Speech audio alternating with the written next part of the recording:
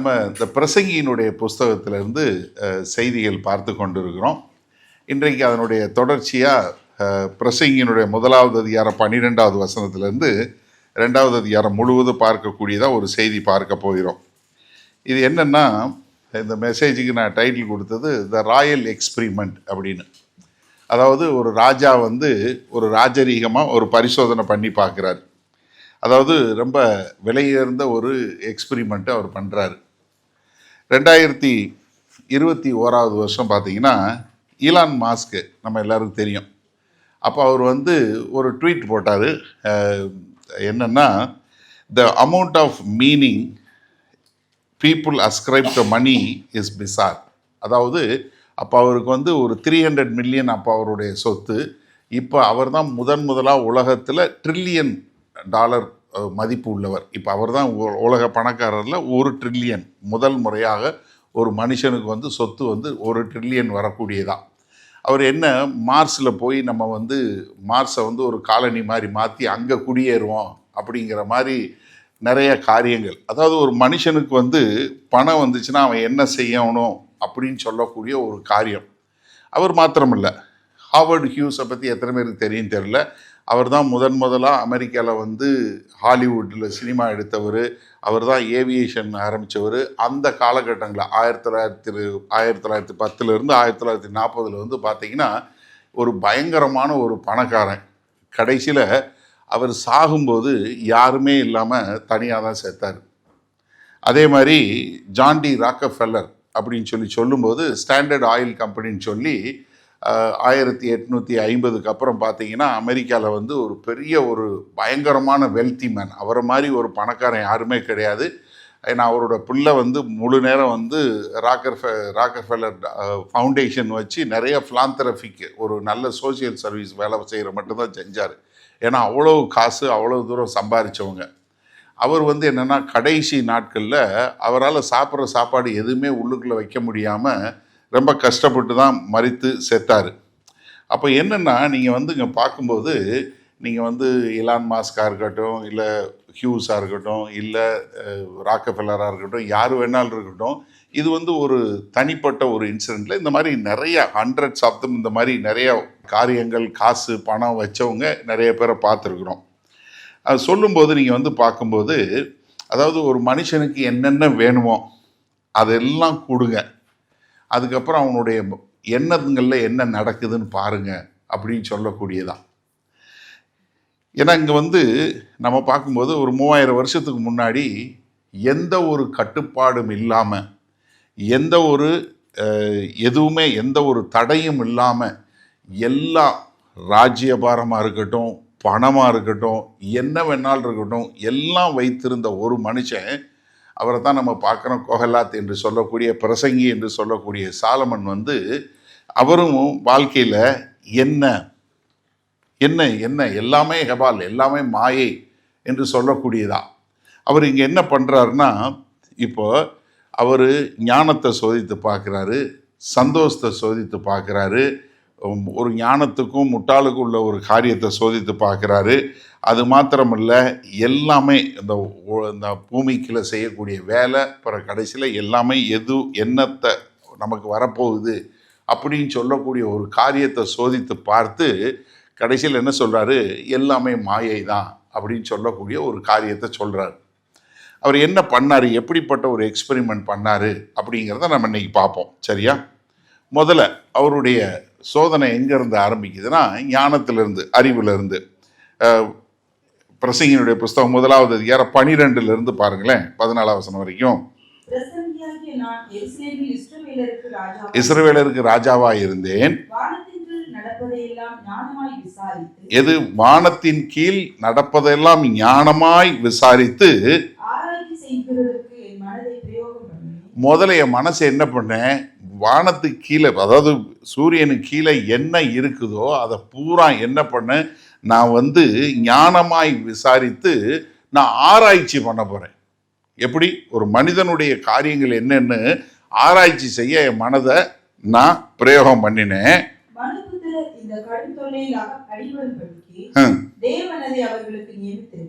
தேவன் அதை அவர்களுக்கு நியமித்திருக்கிறார். காரியங்களை எல்லாம் கவனித்து பார்த்தேன். இதோ இதெல்லாம் மாயையும் மனசுக்கு சஞ்சலமாய் இருக்குது. அப்போ இவர் என்னன்னா, முதல்ல சாலமன் ஆரம்பிக்கும் போது இது ஏதோ சும்மா பொழுதுபோக்கா பண்ணலை, எப்படி ஒரு கேஷுவலாக பண்ணுற மாதிரி பண்ணலை. என்ன, நான் ஞானமாக ஆராய்ச்சி செய்யக்கூடியதா, இதுக்குன்னு ஒரு டைம் எடுத்து செய்யக்கூடிய ஒரு காரியம். ஏன்னா இவர் ஏற்கனவே ஞானவான்.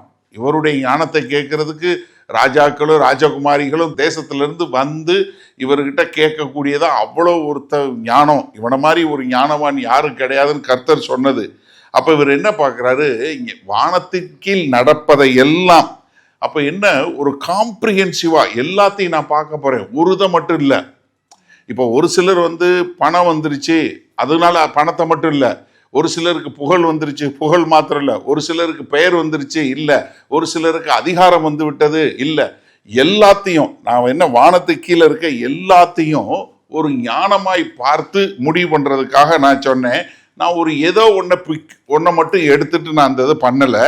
அப்போ என்ன நான் பண்ணக்கூடியது என்ன, ஒரு யூனிவர்சல் சர்வே என்று சொல்லக்கூடியதாக எல்லாத்தையும், அது அரசியலாக இருக்கட்டும், இல்லை கலையாக இருக்கட்டும், இல்லை விவசாயமாக இருக்கட்டும், இல்லை ஆர்ட்ஸாக இருக்கட்டும், இல்லை காமர்ஸு, இல்லை ஃபிலாசபி, இல்லை சந்தோஷம், இது எல்லாத்தையுமே என்ன பண்ணுறாருன்னா, அவர் நான் எல்லாத்தையும் ஆராய்ச்சி பண்ணி பார்க்குறேன் அப்படின்னு சொல்லக்கூடியது.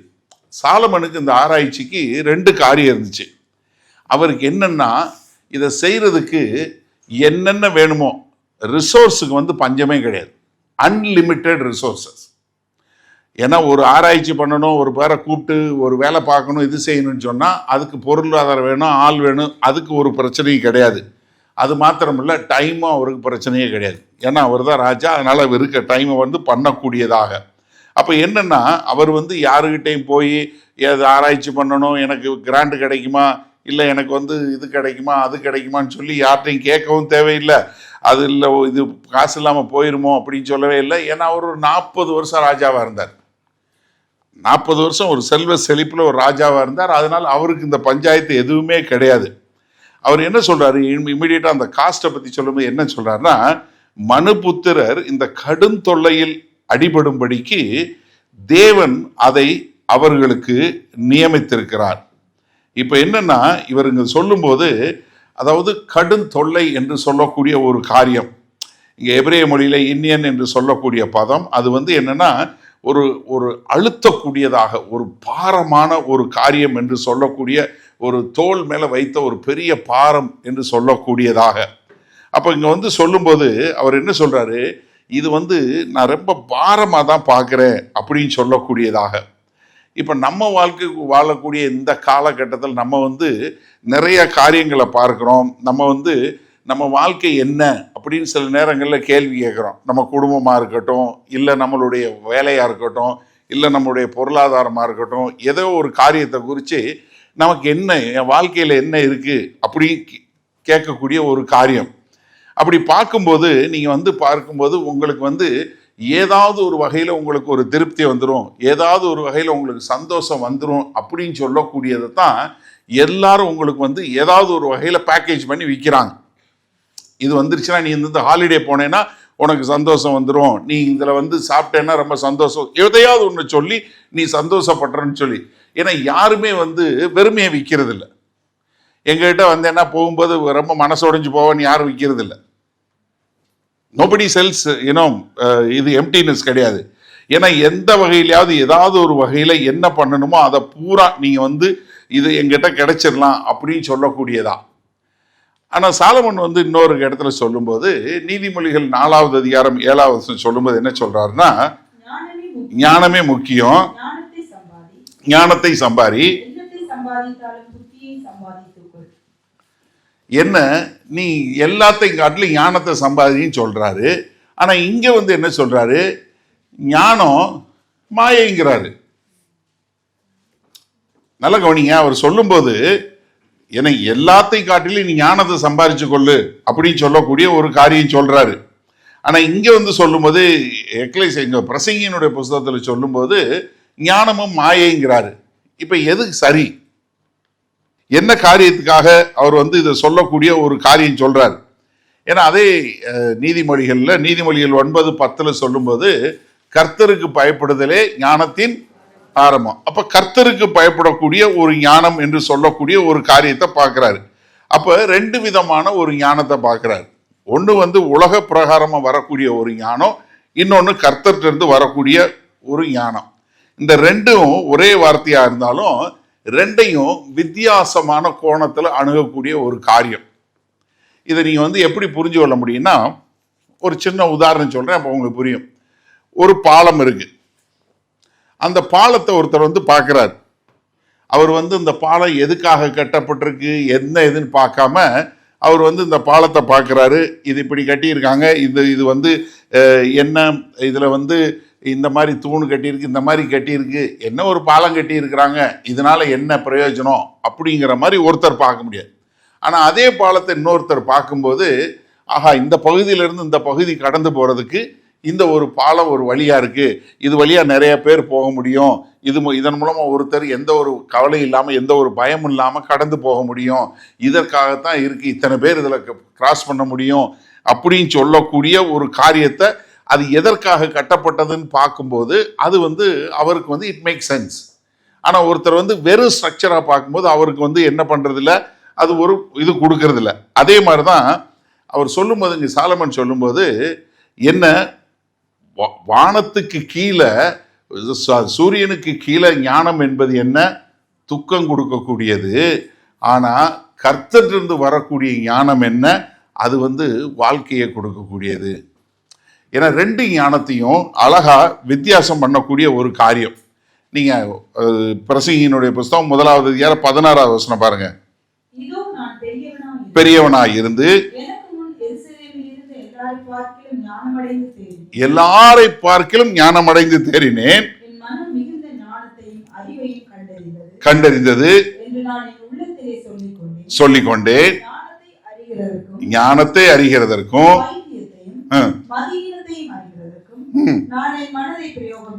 என் மனதை பிரயோகம் பண்ணினேன், கண்டேன். எது? அதிக ஞானத்திலே அதிக சலிப்புண்டு, அறிவு பெருத்தவன் நோவு பெருத்தவன். எதையுமே நீங்க ரொம்ப ஆழமா படிச்சீங்கன்னா அதை செய்ய மாட்டீங்க. எதையுமே எந்த ஒரு காரியமா இருந்தாலும் நீங்க எது சாப்பிட்றதுக்கு எடுத்தாலும் அதை எடுத்து கூகுளில் போட்டு இது சாப்பிடலாமான்னு கேட்டா சாப்பிடக்கூடாதுங்கிறதுக்கு 1008 காரியம் சொல்லுவான். எந்த காரியமா இருந்தாலும் சரி. நான் அதுக்காக எல்லாத்துக்கும் சொல்லலை.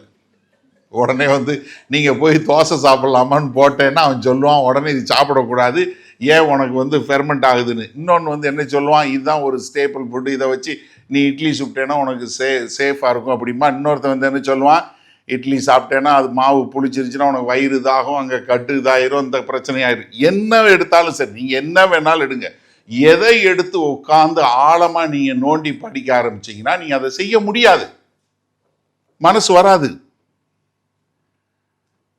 இப்போ ஒன்றும் இல்லை, காரில் போகிறோம், ரோட்டில் எவ்வளவு ஆக்சிடெண்ட்டு அப்படின்னு பார்த்தீங்கன்னா கார் எடுக்கிறதுக்கு முன்னாடி உங்களுக்கே ஒரு நிமிஷம் பதறும்.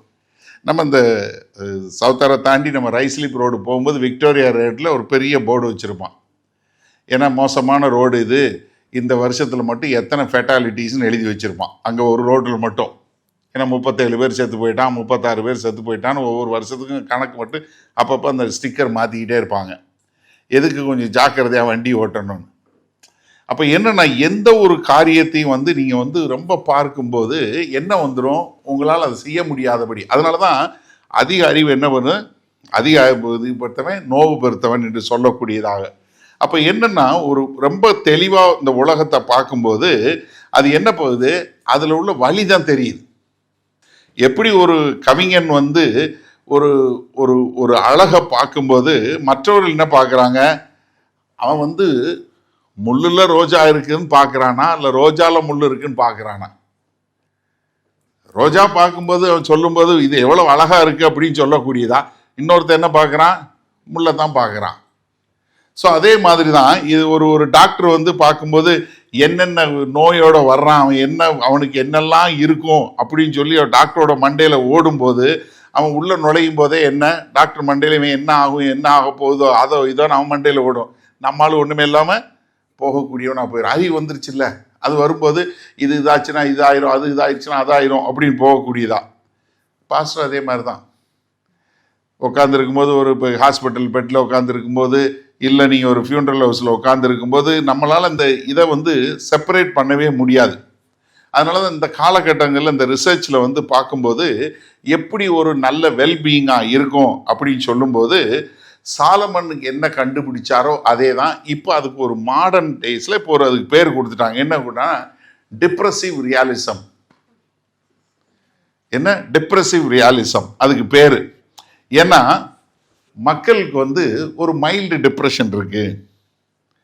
அவங்க வந்து அதை அசஸ் பண்ணி அவங்களோட ஓன் லிமிட்டேஷன்ஸ் என்ன அப்படிங்கிறத கண்டுபிடிச்சிட்டாங்கன்னா அவங்க வந்து டிப்ரெஷன் உள்ளவங்களா இருக்க மாட்டாங்க. நான் போன வாரம் மான்ஸ் கூட உட்காந்து பேசிட்டு இருக்கும்போது மான்ஸ் வந்து இப்போ அந்த மாதிரி பேஷண்ட்டாக உட்காந்து பார்த்துட்டு இருக்கனால அப்போ சொல்லும்போது மான்ஸ் என்ன சொன்னான், அண்ணே நம்ம எல்லாருக்குமே டிப்ரெஷன் இருக்குன்னேண்டா. என்ன நமக்கு என்னன்னு தெரியும், அவங்களுக்கு அது தெரியல, அதனால அவங்களால அதை ஹேண்டில் பண்ண முடியல, அதனால தான் இந்த மாதிரி நடக்குது அப்படின்னு சொல்லக்கூடியதான்.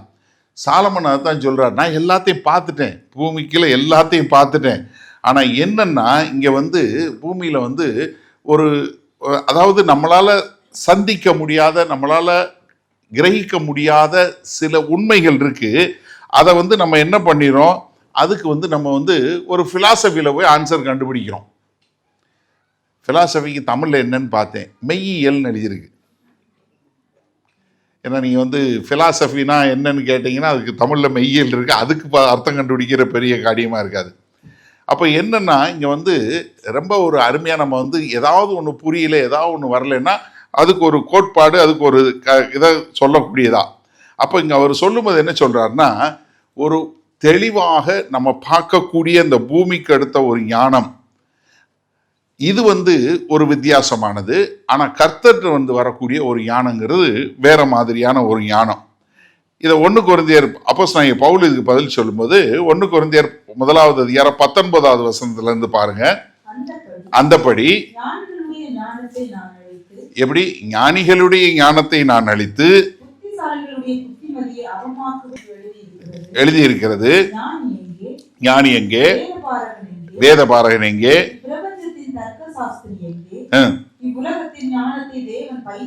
இவ்வுலகத்தின் ஞானத்தை தேவன் பைத்தியமாக்கவில்லையா? அதாவது கர்த்தர் வந்து நம்மளுடைய ஞானம் வந்து நம்மளால ஞானம் போதாது, இந்த உலகத்தினுடைய ஞானம் வந்து நம்மளை வந்து அரைகுறையா மாற்றும் அப்படிங்கிறதுக்கு வச்சிருக்கிறாரு. அதாவது இந்த டிசைன் வந்து நம்மளை ஃப்ரஸ்ட்ரேட் பண்றதுக்காக இல்லை. இதை நம்ம புரிஞ்சு கொள்ளணும். நீங்க தொடர்ந்து வாசிங்க. எப்படி எனில் உலகமானது சுய ஞானத்தினாலே தேவனை அறியாதிருக்கையில் பைத்தியமாக தோன்றுகிற பிரசங்கத்தினாலே விசுவாசிக்கிறவர்களை ரட்சிக்கிற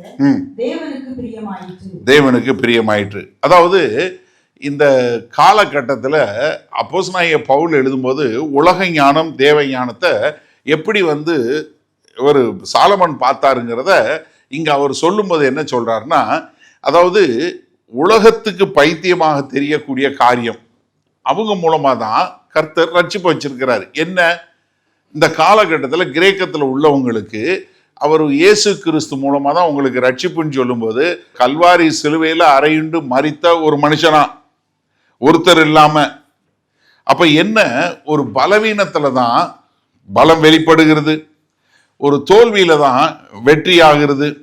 அப்ப இங்க என்ன ஞானம் வந்து பைத்தியமாக தோன்றக்கூடிய ஒரு காரியமா இருக்கிறது. அதுதான் இங்க சொல்லும்போது என்ன சொல்றாரு, நான் பூமிக்கு கீழே பார்க்கிறேன் அப்படின்னு சொல்லக்கூடியதா. அப்ப கர்த்தருடைய டிசைன் எப்படின்னா, human wisdom is not to be sufficient, அது நமக்கு போதுமானதாக இருக்கக்கூடாதுங்கிறது கர்த்தருடைய டிசைன். அது நம்மளை ஃப்ரஸ்ட்ரேட் பண்றதுக்காக இல்லை.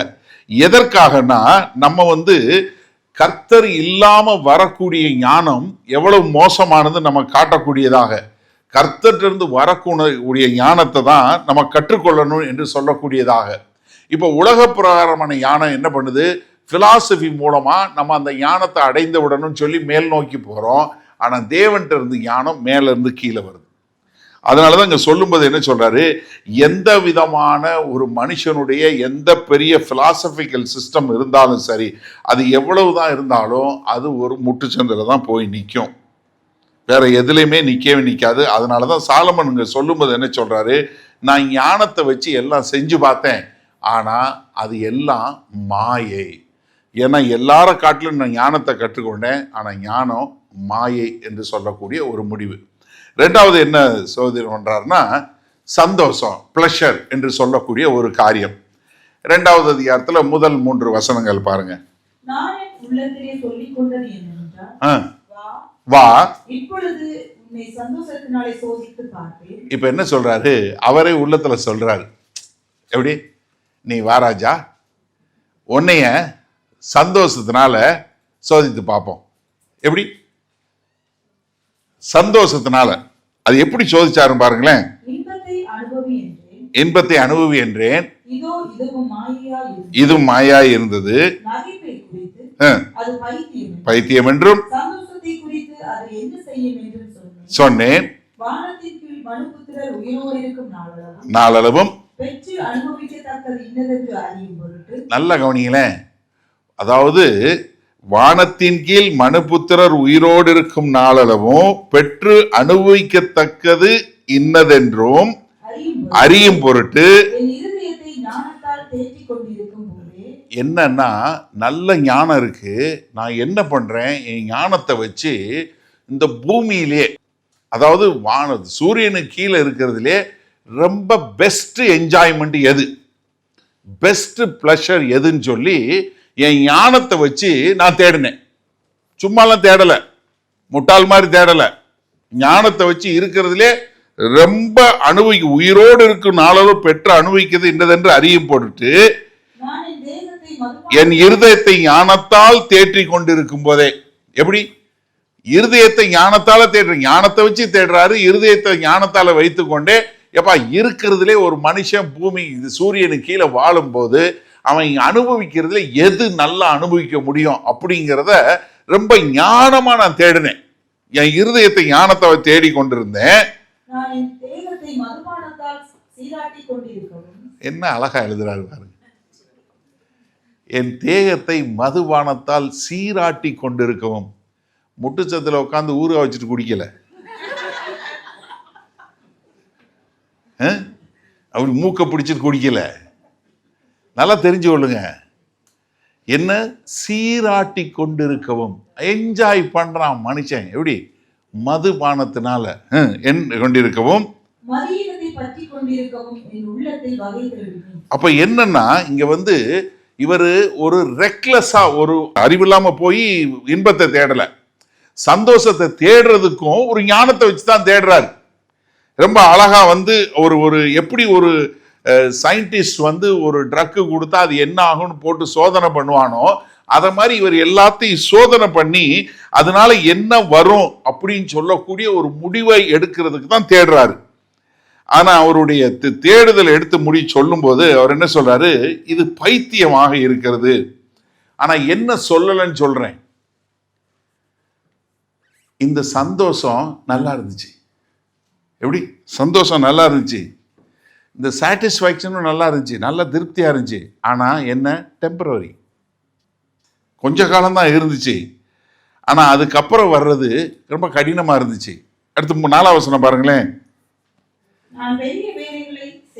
பெரிய வேலைகளை செய்தேன், எனக்காக வீடுகளை கட்டினேன், திராட்சை தோட்டங்களை நாட்டினேன். என்னெல்லாம் கண்டாரு பாருங்க. பெரிய வேலை செய்தேன், வீடு கட்டினேன், என்ன நல்ல வசதியா இருக்கணும், வீட்டை கட்டினேன், திராட்சை தோட்டம் பார்த்தா அவ்வளோ குழு குழுன்னு இருக்கணும், அதுக்காக நானே எனக்கு பிடிச்ச மாதிரி திராட்சை தோட்டம் போட்டேன். ஏன்னா ஏன் திராட்சை தோட்டத்துல திராட்சை எடுத்து நான் மதுபானம் பண்ணணும், அதுக்காக திராட்சை தோட்டம் போட்டேன், எனக்காக தோட்டங்களை உண்டாக்குனேன், சிங்கார வனங்களை உண்டாக்கி எல்லா விதமான கனி விருட்சங்கள் என்னென்ன சாப்பிடணும்னு தோணுதோ, எனக்கு என்ன சாப்பிடணும்னு தோணுதோ, எப்படி என்னென்ன கனிகள் சாப்பிடணும், சகல வித விருட்ச கனிகள், எல்லா கனிகளை நாட்டினேன்.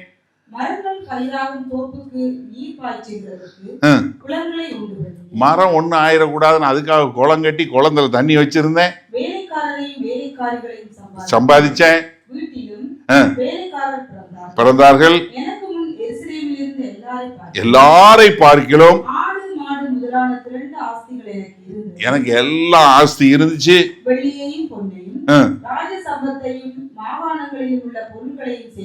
சேகரித்தேன்.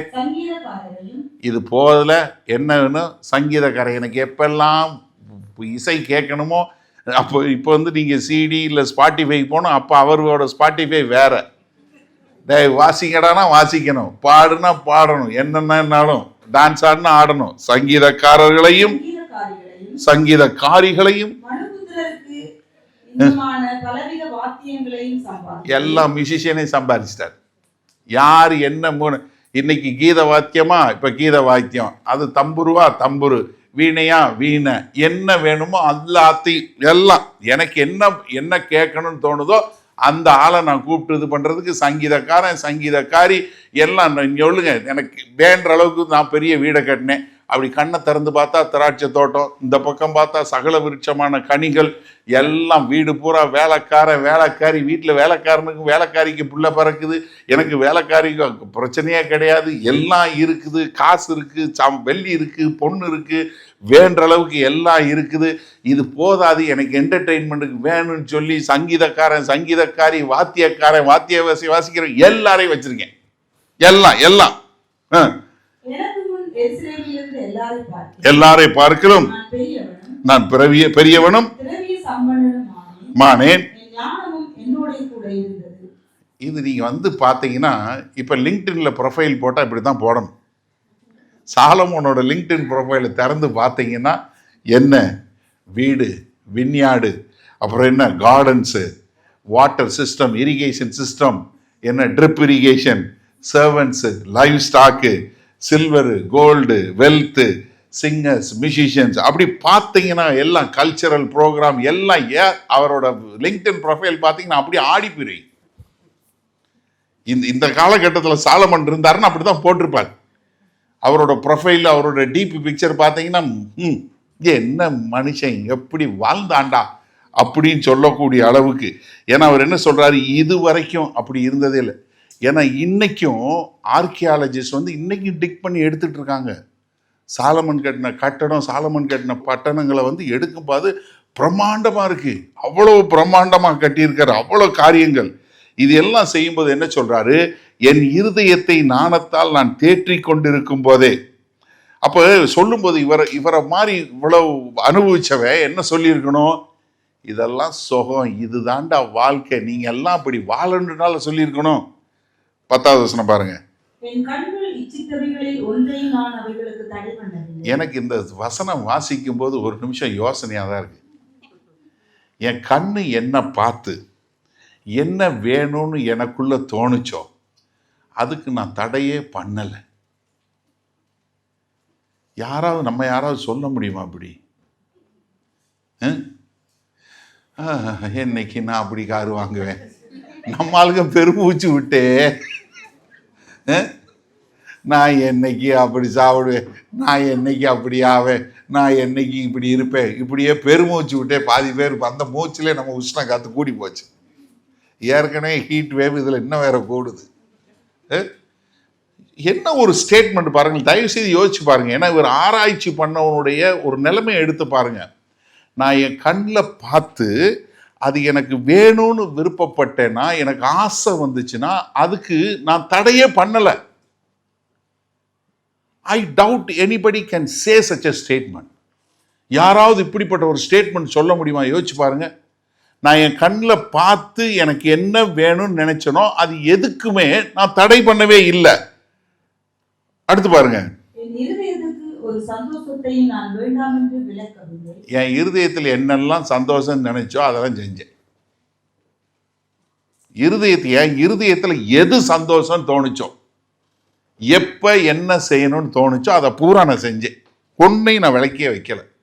இப்போ பாட்டு கேட்கணும்னு நினச்சேன்னா பாடு, இப்போ டான்ஸ் பார்க்கணும்னு நினச்சேன்னா டான்ஸு, இப்போ கனி சாப்பிட்ணும்னு நினச்சேன்னா இப்போ ஃபுட் சாப்பிட்ணும் சாப்பிட்டேன், சாப்பாடு வேணுமா சாப்பிட்டேன், இதுக்கு போகணுமா போகணும், எங்கே என்ன பண்ணணுமோ எனக்கு எந்த தடையும் கிடையாது. நான் எல்லாத்தையும் அனுபவிச்சேன். நான் செய்த முயற்சிகளில் எல்லாம் என் மனம் மகிழ்ச்சி கொண்டிருந்தது. இங்க பாத்தீங்களா, நான் செய்த எல்லாத்துலயும் மனம் மகிழ்ச்சி கொண்டிருந்தது. இதுவே என் பிரயாசங்கள் எல்லாவற்றினாலும் எனக்கு வந்த பலன். என் கைகள் செய்த சகல வேலைகளையும் நான் பட்ட எல்லா பிரயாசத்தையும் கண்ணோக்கி பார்த்தேன். இப்ப நான் இது செஞ்ச எல்லாத்தையும் நான் என்ன பண்ணேன், நான் பிரயாசப்பட்டு எல்லாம் செஞ்சேன். இதெல்லாம் நான் இப்படி கண்ணோக்கி பார்த்தேன். இதோ எது இது எல்லாம் மாயை. இந்த தோட்டம் மாயை, இந்த மியூசிக் மாயை, சாப்பாடு மாயை, எல்லாம் மாயை என்று மாயையும் என்ன மனசுக்கு மகிழ்ச்சியா இருக்கிறது கொஞ்ச நாளைக்கு அப்புறம் என்னவாகுது, சஞ்சலமா இருக்கிறது. சொல்லிட்டாரு கடைசியில் ஒன்றும் பிரயோஜனம் இல்லை. எல்லாம் வச்சிருந்தேன், ஆனா எனக்கு வெறுமை. என்னால் இதனால எந்த ஒரு காரியமே இல்லை. ஒயின் குடிக்கும்போது சந்தோஷமாக தான் இருந்துச்சு, மியூசிக் கேட்கும்போது சந்தோஷமாக தான் இருந்துச்சு, தோட்டத்தை பார்க்கும்போது நல்லா தான் இருந்துச்சு, திராட்சை பழத்தை சாப்பிடும்போது நல்லா தான் இருந்துச்சு. ஆனால் இது போதுமா போதுமா அப்படின்னா எல்லாம் தேடி பார்க்கும்போது இல்லை இல்லை இது இல்லை. நீங்கள் தயவு செய்து நன்றாக புரிஞ்சு கொள்ளுங்க. நம்ம நிலைமையில் இன்றைக்கு நீங்கள் எது வேணும்னு ரொம்ப ஆசைப்பட்டு தேடி இது பார்க்குறீங்களோ அது கிடைச்ச உடனே உங்கள் மனசில் ஒரு சஞ்சலம் வரும். நீங்கள் என்ன வேணாலும் எடுத்து உங்கள் தயவு செஞ்சு உங்கள் வாழ்க்கையில் இதுக்கு முன்னாடி இருந்ததை நீங்கள் எது வேணாலும் சோதிச்சு பாருங்கள். ஏதோ ஒரு காரியம், கல்யாணம் பண்ணி ஆகணும், நான் இவனைத்தான் காதலிக்கிறேன், இவனைத்தான் கல்யாணம் பண்ணேன், கல்யாணம் பண்ணதுக்கப்புறம்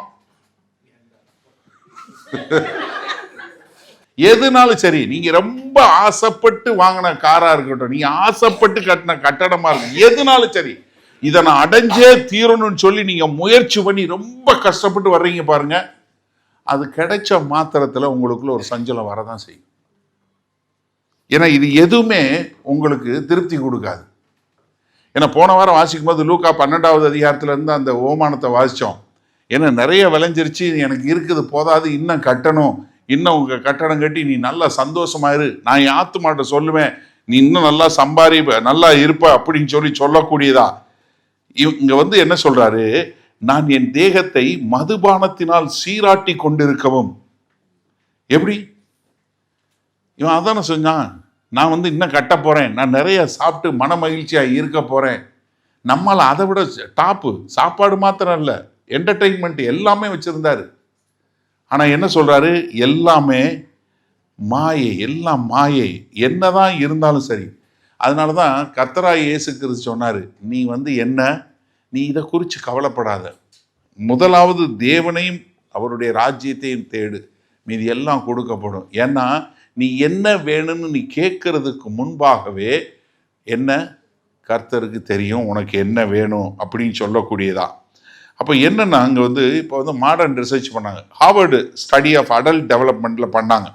இதுதான் ரொம்ப காலம் லாங்கஸ்ட் ரன்னிங் ஹியூமன் ஹாப்பினஸ் ஹிஸ்ட்ரியில் எப்படி இருக்குன்னு. சரியா, அவங்களோட ஃபைண்டிங் என்ன தெரியுமா, நெய்தர் வெல்த் நார் அச்சீவ்மெண்ட் ப்ரிடிக்டட் வெல்பீயிங் இன் லேட்டர் லைஃப்.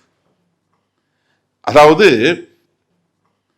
பொருளும் சரி, என்ன ஒரு சொத்தும் சரி, இல்லை நீங்கள் உங்களுடைய வாழ்க்கையில் அச்சீவ் பண்ண காரியம் எதுனாலும் சரி, அது எல்லாமே ஒன்றுமே நீங்கள் சந்தோஷமாக இருக்கிறதா உங்கள் வாழ்க்கையில் இருக்காது அப்படின்னு சொல்லக்கூடியதா.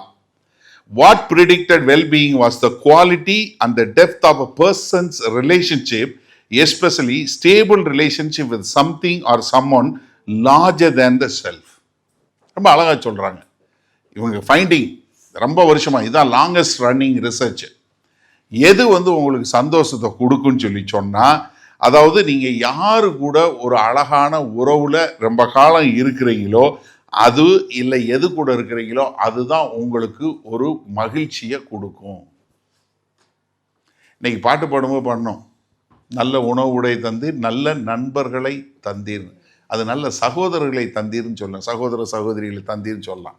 சபையில் நமக்கு அதுதானே, சகோதர சகோதரிகளை கொடுத்து, ஏன்னா நமக்கு ஒரு அவ்வளோ அருமையாக. ஏன்னா உங்களுக்கு வந்து நான் நிறைய பேருக்கு வந்து என்னென்னா, எனக்கு மட்டும் பணம் வந்துட்டா போதும் அப்படின்னு நினைக்கிறவங்க நிறைய பேர் இருக்கிறீங்க. ஆமாம், கிறிஸ்தவங்கன்னு சொல்கிறீங்க, இருந்தாலும் உங்கள் நிறைய பேருக்கு ஆசை எனக்கு எப்படியாவது பணம் வந்துடணும்னு. நிறைய பேர் லாட்ரி டிக்கெட் வாங்குறவங்களும் இருக்காங்க. இந்த லாட்ரி டிக்கெட் வாங்கி லாட்ரி வின்னர்ஸோட வாழ்க்கையை மட்டும் நீங்கள் எடுத்து பாருங்கள். நான் ஒரு முறை ஃபுல்லாக சொல்லி கொடுத்துருக்கேன். லாட்ரி வின் பண்ணவன் பூரா ரோட்டில் நிற்கிறான். ஒருத்தன் கூட அவன் வீட்டில் இல்லை, எல்லாம் வந்து சோசியல் ஹவுசிங், சோசியல் பெனிஃபிட்டில் தான் இருக்கான். கிடையவே கிடையாது. அது அந்த ஸ்பைக்கு கொஞ்ச காலம் இருக்கும், அதுக்கப்புறம் ஒன்றுமே இல்லாமல் வரக்கூடியது. அதனால தான் அதுக்கு பேரே வந்து என்ன வைக்கிறா, ஹெடோனிக் அடாப்டேஷன் சொல்கிறான். அதுக்கு ஒரு பேர் வச்சுட்டானுங்க நம்ம ஆளுங்க. ஏன்னா ஒன்றுமே இருக்காது, கொஞ்ச காலம்தான். நீங்கள் பிரிட்டிஷ் ஹிஸ்ட்ரியில் எடுத்து பாருங்கள், 165 மில்லியன் பவுண்ட்ஸ் அடித்த ஒரு ஆள் இப்போ சோசியல் ஹவுசிங்கில் இருக்கார். யார் ஒருத்தரும் என்ன தான் வந்தாலும் நீங்கள் நினைப்பீங்க, ஐயோ 165 மில்லியன், நான் 100 மில்லியனை பேங்க்கில் போட்டுட்டு நான் பாட்டு உட்காந்து சாப்பிட்டுட்டு இருப்பேனே. விடாது, தெரிஞ்சு கொள்ளுங்க. ஏன்னா அங்கே இதில் சொல்லும்போது இந்த காரியங்களில் மகிழ்ச்சி, சந்தோஷமாக இருந்தது உண்மை, அழகு உண்மை, இது திருப்தி உண்மை. ஆனால் என்னன்னா இது எல்லாமே நிரந்தரம் இல்லை. என்ன கேட்குது, இதுக்கு மேலே ஏதாவது இருக்கா, இதுக்கு மேலே என்ன அப்படின்னு கேட்கக்கூடிய ஒரு காரியம். அடுத்து மூன்றாவதாக ஞானத்துக்கும் முட்டாள்தனத்துக்கும் உள்ள ஒரு காரியத்தை சொல்றாரு.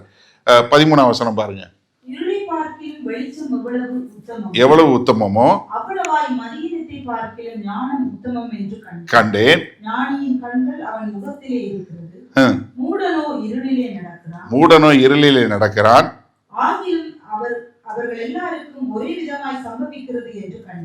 அவன் புத்திசாலியா இருந்தாலும் சரி முட்டாளா இருந்தாலும் ரெண்டு பேருக்கு ஒரே மாதிரி தான் எல்லாம் நடக்குது.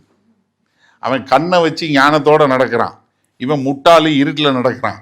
ஆனா ரெண்டு பேருக்கும் ஒரே மாதிரி தான் நடக்குது. என்ன சாலமன் பார்க்கிறாரு, முட்டாப்பையன் அவனுக்கு நடக்கிறது தான், நான் ஞானவான் எனக்கு நடக்குது. அதனால என்ன காரியம், இதனால என்ன நான் சிந்திக்கிறேன். நான் புத்திசாலியா இருந்து என்ன பிரயோஜனம்? ஒரு முட்டாளுக்கு நடக்கிறது தான் எனக்கு நடக்குது. அப்ப என்ன வித்தியாசம் கேட்டு சொல்றாரு. என்ன சொல்றாரு? இதுவும் மாயை என்று உள்ளத்தில் எண்ணினேன், இருப்பதில்லை, மறக்கப்பட்டு போம். என்ன? Death equals everybody. மரணம் வரும்போது அவன் ஞானியா இருந்தாலும் சரி முட்டாளா இருந்தாலும் சரி யாரா இருந்தாலும் என்ன, அக்கௌண்ட் ஜீரோ. நீ என்னதான் ஞானம் வச்சிருந்தாலும் சரி இது வச்சிருந்தாலும் என்ன சொல்றாரு, ஏன்னா என்ன ஒரு முட்டாள் ஒரு ஞானவான் வந்து வாழ்க்கையில வந்து சரியான முடிவுகள் எடுத்து சரியான காரியங்கள் எடுத்து மனசு கஷ்டப்படாம சில காரியங்கள்லாம் முடிவெல்லாம் எடுத்து சரியான முறையில வாழ்க்கை நடத்துறான். ஒரு முட்டாள் ரொம்ப போய் நிறைய பிரச்சனையில போய் எல்லாம் மாத்துறான். ஆனா என்ன ஆகுது, கடைசியில ரெண்டு பேரும் செத்து போறான். ரெண்டு பேரும் செத்து போனோடனே எல்லாமே சரியா போயிடுது, ஒண்ணும் இல்லாம போயிடுது. ஸ்டீவ் ஜாப்ஸ் வந்து 2005 ஸ்டான்ஃபோர்டு கமென்ஸ்மெண்ட் அட்ரஸ்ல சொல்லும்போது சொல்றாரு, remembering that I will be dead soon in the most important tool I have ever encountered to help me make the big choices in my life. Almost everything, all external expectations, all pride, all fear of embarrassment or failure, these things just fall away in the face of death, leaving only what is truly important. நான் செஞ்ச எல்லா காரியமும் எல்லாம் வந்து நான் சாக போறேன், அதுல எல்லாமே ஒண்ணும் இல்லாம போக போகுது, எல்லாமே ஒண்ணும் இல்லாம போக போகுது அவர் சொன்னது. ஆனா என்னன்னா சாலமோனும் அதே தான் சொல்றாரு. இப்ப வந்து நான் என்ன செய்யறது அப்படின்னு சொல்லக்கூடிய ஒரு காரியம். ஆனா என்னன்னா நீங்க நல்லா தெரிஞ்சு கொள்ளுங்க, மரணத்தோட நம்ம வாழ்க்கை முடிஞ்சு போறதா இருந்தா சாலமன் சொன்னது சரி. ஆனா நம்ம வாழ்க்கை மரணத்தோட முடியறது இல்லை. சூரியனுக்கு கீழே மரணத்தோட நம்ம வாழ்க்கை முடியறது இல்லை. ஏன்னா 1 கொரிந்தியர் 15வது அதிகாரம் 55 இருந்து பார்த்தீங்கன்னா, மரணமே உன் கூர் எங்கே, மரணமே உன் கூர் எங்கே, பாதாளமே உன் ஜெயம் எங்கே? ஜெயம் எங்கே, மரணத்தின் கூர் பாவம், ம், பாவத்தின் பலன் நியாயப்பிரமாணம். ம். நம்முடைய கர்த்தராகிய இயேசு கிறிஸ்துவினாலே நமக்கு ஜெயம் கொடுக்கிற தேவனுக்கு ஸ்தோத்திரம். என்ன, அதாவது மரணம் ஜெயிக்கப்பட்டு விட்டது, மரணத்தினுடைய கூர் எடுத்துக்கொள்ளப்பட்டது. அதனால மரணம் முடிவில்லை. அதுல 54வது வசனம் சொல்லும்போது மரணம் ஜெயமாக விழுங்கப்பட்டது. என்ன, மரணத்தை ஜெயிக்கக்கூடிய ஒரு காரியம். மரணம் பூமியில் எல்லாத்தையும் ஈக்குவல் பண்ணும். ஆனா there is a life after death. நமக்கு என்னன்னா, நம்ம இதற்கு இந்த வாழ்க்கைக்கு பின்பாக நம்ம இன்னொரு வாழ்க்கை வாழ போறோம். நம்ம இந்த வாழ்க்கை மாத்திரம் இல்ல. அதைத்தான் அப்போஸ்தலனாகிய பவுல் சொல்றாரு, எப்பா நீ சொல்ற இந்த பூமியோட ஜீரோவாக போகுதுன்னு. இல்ல இல்ல, there is a life after death. நான் மரணத்திற்கு பின்பாக நம்ம வாழ போறோம். அப்ப நான் இங்க வாழுகிற வாழ்க்கையிலிருந்து நான் அடுத்த வாழ்க்கை வாழ போகும்போது எனக்கு என்ன வெகுமானங்கிறது நிர்ணயிக்க போறது இந்த வாழ்க்கை. நம்ம வெளிப்படுத்தின விசேஷம் ஸ்டடி படிச்சுட்டு இருக்கோம். நீங்க வருகிற பாடங்கள்ல கேட்கும்போது பார்ப்பீங்க. ஏன்னா நம்ம இந்த பூமியில என்னென்ன செய்தோமோ அதற்கான பலனை அடுத்ததுல 1000 வருட அரசாட்சியில என்ஜாய் பண்ண போறோம். அப்ப நம்ம வாழ்க்கை இங்க முடிகிறது இல்ல. மரணம் இந்த சரீரத்திற்கு, உங்களுக்கும் எனக்கும் கிடையாது. நாம் மறுபடியும் பிறக்க போகிறோம். நாம் மறுபடியும் பிறந்தவர்கள். கர்த்தரை அறியாதவங்க இன்னொரு பக்கத்துல அவங்க வெள்ளை சிங்காசன தீர்ப்புல மறுபடியும் அவங்க உயிரோட எழுப்பப்பட்டு நியாய தீர்ப்புக்கு போவாங்க. ஆனா ஒரு கிறிஸ்தவனுக்கு நியாய தீர்ப்பு இல்லை. ஏன்னா நம்ம மறுபடியும் பிறந்து விட்டோம். அதனால நமக்கு இது கிடையவே கிடையாது. அதனால சாலமோன் சொல்லும்போது என்ன சொல்றாரு, அப்பா ஞானவானுக்கும் முட்டாளுக்கும் புத்திசாலிக்கு நடக்கிறது ஒன்னா இருக்கு. காரணம் மரணத்துல ஈக்குவல் ஆகுதுன்னு. இல்ல மரணத்துல ஈக்குவல் ஆகல. அடுத்து சொல்றாரு, என்ன பிரயாசப்பட்டு செய்யக்கூடிய வேலையெல்லாம் 18வது வசனத்திலிருந்து வாசிங்க. சூரியனுக்கு கீழே நான் பட்ட பிரயாசத்தை எல்லாம் வெறுத்தேன். முடிஞ்சு போச்சு. I hated. யாராவது சந்தோஷமா வேலைக்கு போறீங்க? போற மாதிரி தான் இருக்கும், ஆனா இருக்காது. என்ன சாலமன் சொல்றாரு, என்ன சூரியனுக்கு கீழே நான் பட்ட பிரயாசத்தை எல்லாம் வெறுத்தேன். பிரச்சனை என்ன, நான் அடுத்தவனுக்கு வச்சுட்டு போகணும். ஏன்னா நான் செய்யறது அடுத்தவன் தான் அனுபவிக்க போறான். அடுத்து என்ன சொல்றாரு பாருங்க, நான் வச்சுட்டு போறவன் புத்திமானா இருப்பானா மூடானா இருப்பானா? அது எனக்கு எப்படி தெரியும்? யாருக்கு தெரியும்? உங்க பிள்ளை எப்படி வருவானோ உங்களுக்கு எப்படி தெரியும்? நான் நிறைய பேரை பார்த்துருக்கேன். இந்த அம்மின்னு பின்னாடியே திருறான் பார்த்தீங்களா? அவன் கல்யாணத்துக்கு அப்புறம் அம்மா பார்க்க திரும்பி கூட பார்க்க மாட்டான். என் நிறைய சகோதரிகள் பாதி பேர் இந்த 45க்கு அப்புறம் டிப்ரெஷன்லேயே போயிடுவாங்க. ஏன்னா அவனை சாப்பிட விட மாட்டாங்க. என்ன வயசானாலும் ஊட்டி தீத்தி விட்டு அவனை ஒப்போரா சோனி அழுதுறோம் ஒருத்தி போடுவா, உங்கள் அம்மாட்ட பேசுகிறோம் அவனை உத அப்படின்னு. அதோட முடிஞ்சு போயிடும். எல்லாம் சப்சாட சரியாயிருச்சு, ஈக்குவல் ஆயிரும். அப்போ தான் புருஷன் ஞாபகமே வரும் நிறைய பேருக்கு. அது வரைக்கும் புருஷன் ஞாபகமே வராது. அவன் நிறைய பேர் இருக்காங்க அப்படி. என்ன சொல்றாரு, அவன் புத்திமானா இருப்பானா மூடனா இருப்பான், யார் அதை அறிவார்?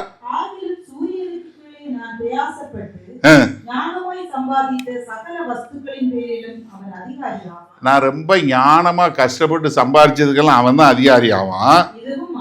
இதுவும் மாயை. என்ன இதுவும் மாயை? நமக்கு தெரியும். 1 ராஜாக்கள் புஸ்தகம் படிச்சு பார்த்தீங்கன்னா தெரியும். சாலமன் இறந்த 2 வருஷம்தான் புள்ள மொத்தத்தை ரெகோபோம் எல்லாத்தையும் ஒண்ணுமெல்லாம் பண்ணிட்டார். அவர் என்னதான் ஞானமாக சம்பாரிச்சு ஞானமாக சேர்த்து வச்சாலும் புள்ள 2 வருஷத்தில் அழிச்சிட்டான். இது எத்தனை காரியங்களில் பார்க்குறோம். பிஸ்னஸில் பார்க்குறோம், இதில் பார்க்குறோம், மினிஸ்ட்ரியில் பார்க்குறோம், எல்லாத்துலேயும் இது நம்ம நிறைய பார்க்குறோம். நீங்கள் தயவு செஞ்சு நான் சொல்லும்போது நீங்களே யோசிச்சு பாருங்களேன். அவர் ரொம்ப வல்லமையாக ஊழியம் செஞ்சாரும்பீங்க, ஆனால் அடுத்து பிள்ளை பாருங்கள் எல்லாத்தையும் விட்டுட்டு வேற எங்கேயாவது இருப்பான். இல்லை நீங்கள் வேற ஏதாவது ஒரு காரியம் பாருங்கள், ஒரு தலைமுறை சேர்த்து வைக்கும், அடுத்த தலைமுறை அழிச்சிரும். ஒரு தலைமுறை ஒரு பயங்கரமாக பிரயாசப்பட்டு போய் ஒரு மிஷனரி மூவ்மெண்ட்டு என்னமோ செய்யும், ஆனால் அடுத்த தலைமுறை அதை அழிச்சிரும். எத்தனை எத்தனை எத்தனை காரியங்கள் பார்த்துருக்கோம். ஒரு தலைமுறை கஷ்டப்பட்டு ஒரு பெரிய பிஸ்னஸ் எம்பையரை கட்டுவான், அடுத்த தலைமுறை ஒன்றும் இல்லாமல் பண்ணிடுவோம். ஆகையால் சூரியனுக்கு கீழே நான் பட்ட எல்லா பிரயாசத்தின் மேலுள்ள ஆசையை விட்டுவிட வகை பார்த்தேன். அதனால நான் என்ன பார்த்தேன், இதுக்காக கஷ்டப்பட்டு இதெல்லாம் கஷ்டப்பட வேணாம்னு சொல்லி இதை விட்டுருவோம் அப்படின்னு ஒரு வகை பார்த்தேன். ஒருவன் புத்தி நிதானத்தோடு பிரயாசப்படுகிறான். அப்படி பிரயாசப்படாதிருந்த வேறொருவனுக்கு அவன் அதை சொந்தமாக விட்டுவிட வேண்டியதாகும். இதுவும் மாயையும் பெரிய தீங்குமாய் இருக்கிறது. இது என்ன மாயை மாத்திரம் தீங்குமாய் இருக்கிறது? மனுஷன் சூரியனுக்கு கீழே படுகிற எல்லா பிரயாசத்தினாலும் அவனுடைய இருதயத்தின் எண்ணங்களினாலும் அவனுக்கு பலன் இல்லை. அவன் நாட்கள் எல்லாம் அலுப்புள்ளது. என்ன, அவன் நாட்கள் பூரா அலுப்புள்ளது, அவ்வளவுதான், டயர்டு. இப்ப நம்ம மாடர்ன் டேல அதுக்கு பேர் என்ன? ஸ்ட்ரெஸ்ஸு. எங்க போய் யாரை கேட்டாலும் ஸ்ட்ரெஸ்ஸு. ஸ்கூல்ல இருந்து ஆரம்பிச்சிடறானுங்க, ஸ்ட்ரெஸ்ஸுங்கிறான் கேட்டா. இதெல்லாம் நம்ம நாங்கள் வளர்ந்து வரனால ஸ்ட்ரெஸ்ஸுங்கிற வார்த்தையை கேட்டதில்லை. இப்போ நீ போய் டாக்டர்கிட்ட போய் எது கேட்டாலும் ஜிபி என்ன சொல்றாரு? ஆர் யூ ஸ்ட்ரெஸ்ன்னு கேட்குறாரு. ஐயோ, நீ கேட்டுதா எனக்கு ஸ்ட்ரெஸ் ஆகுதுன்னு சொல்ல வேண்டியிருக்கு. எதுனாலும் ஸ்ட்ரெஸ்ஸு, எந்த எடுத்தாலும் ஸ்ட்ரெஸ்ஸு. அதனால அவர் என்ன சொல்றாரு? நாட்கள் எல்லாம் அலுப்புள்ளது, வருத்தம் உள்ளது, ராத்திரியிலும் அவன் மனதுக்கு இளைப்பாறுதல் இல்லை, இதுவும் மாயை. என்ன, எல்லாத்தையும் வெறுத்து எல்லாம் இது பண்ணக்கூடிய ஒரு காரியம். ஆனா அப்படி இருந்து என்ன ஆகுது? ஒண்ணுமே இல்லாம போகக்கூடிய ஒரு காரியத்தை பார்க்கிறோம். இதைத்தான் சங்கீதத்துல பார்க்கும்போது, சங்கீதம் 49வது சங்கீதத்துல 10வது வசனத்துல இருந்து பாருங்களேன். ஞானிகளும் மரித்து அழிந்து, அவங்க அப்பா சொல்றாரு,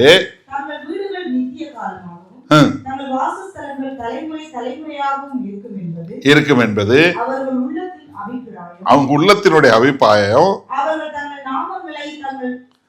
நிலங்களுக்கு தரிக்கிறார்கள்.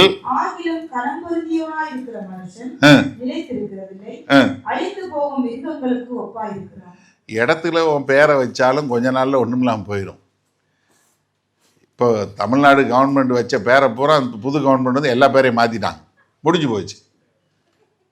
எல்லாம் ஸ்டிக்கர் ஒட்டுறது அந்த மாதிரி தான், எல்லாமே பேரை மாற்ற முடிஞ்சு போச்சு, அவ்வளோதான். நீ என்னதான் நிலத்துக்கு என்ன பேரை வச்சாலும் இது சொல்லக்கூடிய ஒரு காரியம் அதே தான். ஏன்னா இங்கே என்னன்னா, அதனால தான் கர்த்தர் சொன்னார், என்ன, நான் என் சபையை கட்டுவேன், பாதாளத்தின் வாசல்கள் மேற்கொள்ளாது என்று சொல்லக்கூடியதாக. அப்போ நம்ம கெட்டக்கூடியது என்னன்னா, பூமிக்கு அடுத்த காரியத்துக்கு இல்லை, பரலோகத்துக்கு அடுத்தது, கடைசியா நத்திங் பெட்டர் என்று சொல்லக்கூடிய 24 இருந்து 26 உள்ள வசனங்கள் பாருங்க. அனுபவிப்பதை பார்க்கிலும் என்ன, நல்லா நீ நல்லா சாப்பிட்டு குடிச்சு நல்லா உனக்கு நீ பட்ட கஷ்டத்துல இருந்து சாப்பிட்றதை காட்டிலும் நன்மை வேற ஒரு நன்மையும் இல்லை. ஆஹா, இப்பதான் ஒரு மாறுதல். என்ன, இப்ப நான் தேவனோட கரத்துல இருந்து ஒண்ணு வருது. இது வரைக்கும் நான் பண்ணதெல்லாம் எல்லாம் வந்துச்சு. ஆனா நான் என்ன பார்க்கிறேன், இப்ப தேவனுடைய கரத்துல இருந்து வருது.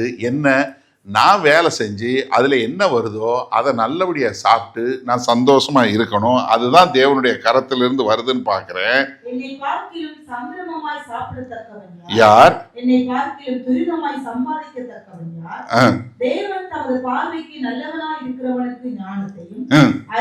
அறிவையும் இன்பத்தையும் அளிக்கிறார்.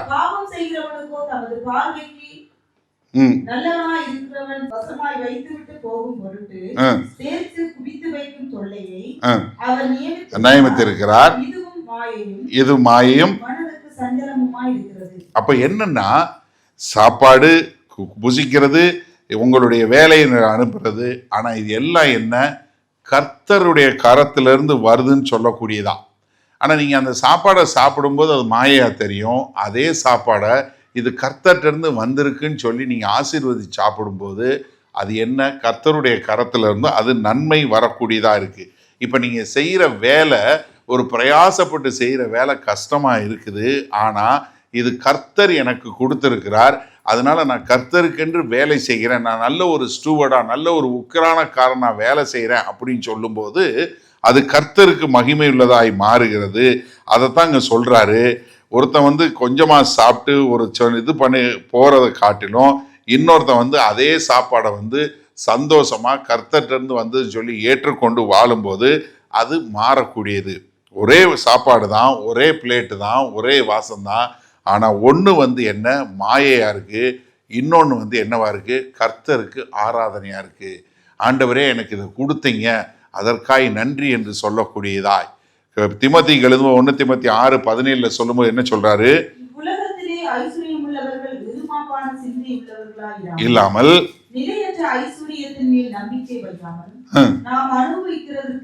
நாம் அனுபவிக்கிறதற்கு சகலவித நன்மைகளையும்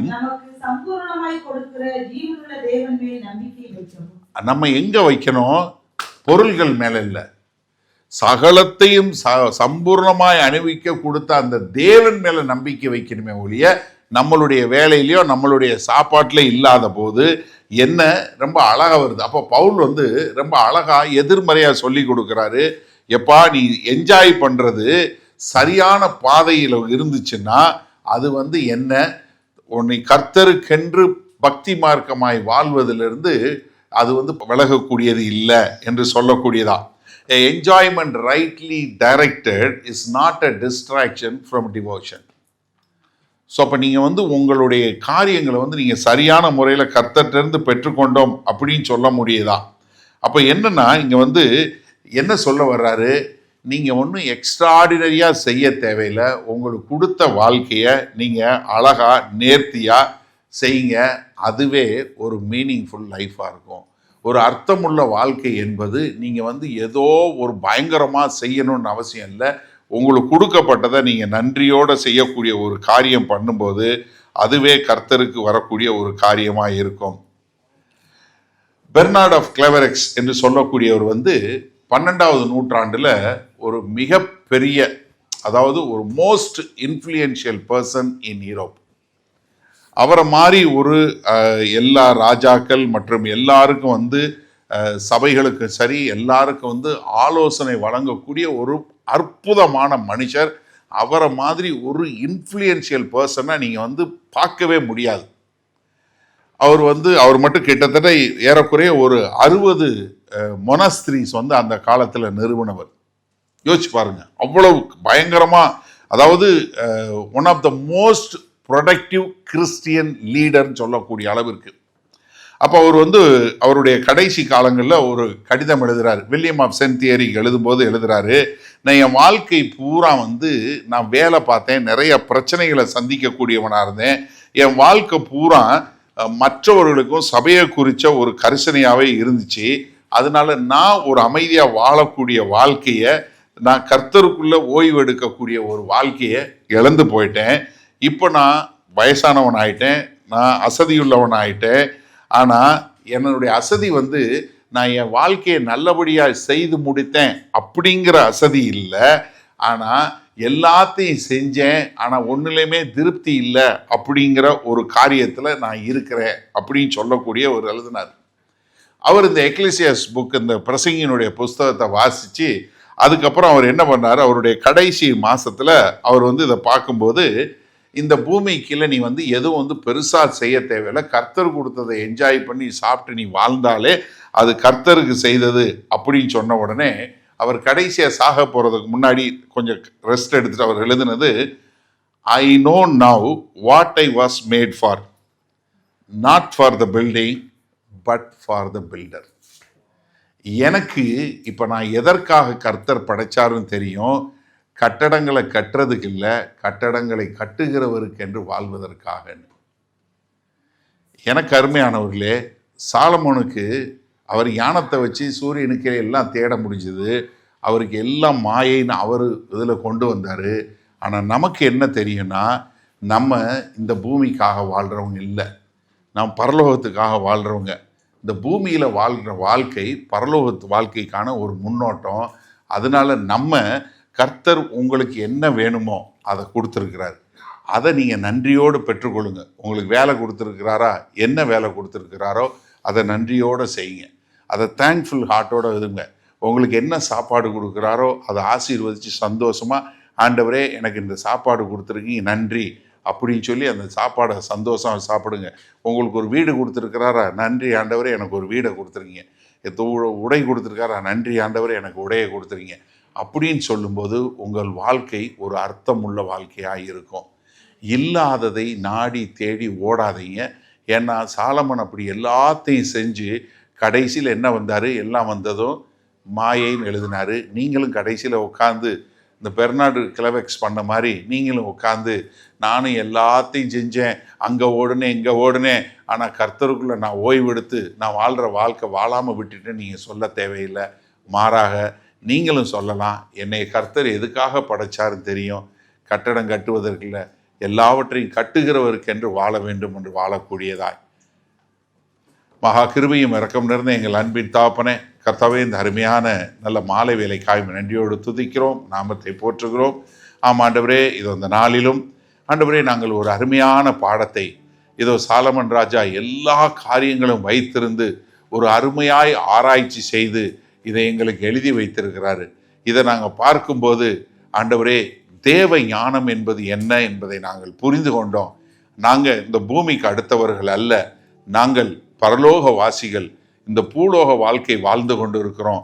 இதை உமக்கென்று வாழக்கூடிய மக்களாய், ஆமாண்டவரே, பூமிக்கு அடுத்தவைகள் அல்ல, பரத்துக்கு அடுத்தவைகளையே தேடுகிறவர்களாய் வாழ எங்களை முழுமையாய் அர்ப்பணிக்கிறோம்.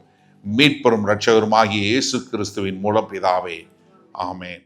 உங்களில் யாருக்காவது ஜெப தேவைகள் இருக்குமானால் நீங்கள் உங்களுடைய வீடுகளில் உங்கள் கதவை பூட்டி நீங்கள் ஆண்டவரை நோக்கி ஜெபம் பண்ணுங்கள். உங்களுடைய எல்லா விதமான பலவீனங்களை குறித்து தெரிந்து வைத்திருக்கிற தேவன், எப்போதும் ஜீவன் உள்ள தேவன், உங்களுடைய ஜெபங்களை கேட்டு உங்களுக்கு பதில் கொடுப்பார். நீங்கள் வேற ஒரு ஆள்கிட்ட போகணும், வேற ஒருத்தவங்கிட்ட போய் ஜெபத்துக்கு போகணும்னு அவசியம் இல்லை. நீங்கள் ஜெபம் பண்ண ஆண்டவராகிய இயேசு கிறிஸ்துவை ஏற்றுக்கொண்ட எல்லாரும் பிதாவாகிய தேவன்கிட்ட ஜெபம் பண்ணால் அந்த ஜெபத்தை கேட்டு பதில் கொடுக்கக்கூடிய அன்புள்ள பரமபிதா தான் நமக்கு இருக்கிறாரு. அதனால் தைரியமாக நீங்கள் ஜெபம் பண்ணுங்க. அதே சமயத்தில் இன்னொரு காரியமும் நாங்கள் சொல்கிறோம், எங்களுக்காய் ஜெபம் பண்ணுங்க. ஏன்னா வேத வசனத்தில் அதான் சொல்லியிருக்கு, நீங்கள் எந்த ஊழியக்காரரையும் ஜெபம் பண்ண போங்கன்னு சொல்லலை, ஆனால் ஊழியக்காரருக்காக ஜெபம் பண்ண சொல்லியிருக்கு. நாங்கள் தைரியமாக தேவனுடைய வார்த்தை இன்னும் அதிகமாய் பிரசங்கிக்க எங்களுக்காய் நீங்கள் ஜெபிக்கும்படி கேண்டிக் கொள்கிறேன். ஆமேன்.